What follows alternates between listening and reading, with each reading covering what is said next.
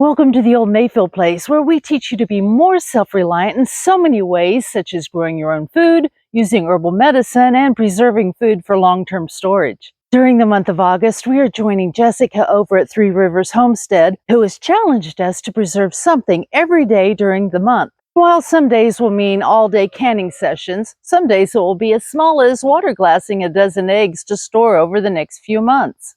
The goal of the challenge is to add to our food storage every day, and I'd like to encourage you to join this challenge also to prepare for the winter. As Jessica says, every little bit counts. Even if you don't have a large garden, maybe you can buy your fruits and vegetables from a local farmer to can or freeze. If you have an herb garden, do you dehydrate those herbs to store for use in the future? Maybe you make your own bone broth and freeze or can it. There are so many opportunities to preserve your own food and become less dependent on the grocery store. This is the first week of the challenge, and here are our first 4 days of preservation in August. I canned 8 pints of tomato sauce on Tuesday. These jars of tomato sauce will most likely be turned into marinara sauce for spaghetti or pizza sauce this winter.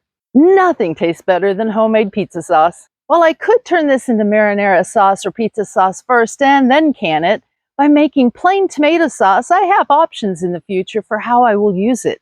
I picked more tomatoes to make more tomato sauce on Wednesday, but didn't have enough for a full batch, so these will go into the freezer until more become ripe.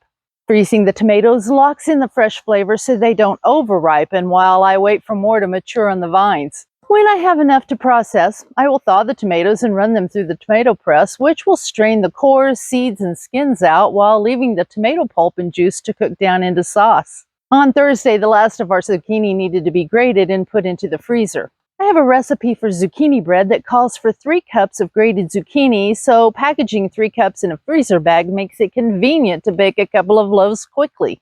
I love herbal teas, and this year I've been growing chocolate mint for the first time. It's Friday, and I don't want to harvest too much since it's a young plant, but I do want to get some put up for the winter. Dehydrating the herb will preserve it for at least a year so I can enjoy a lovely cup of hot tea when the snow is falling. Thank you for stopping by the old Mayfield place today. Stay healthy, keep preserving, and have a blessed week.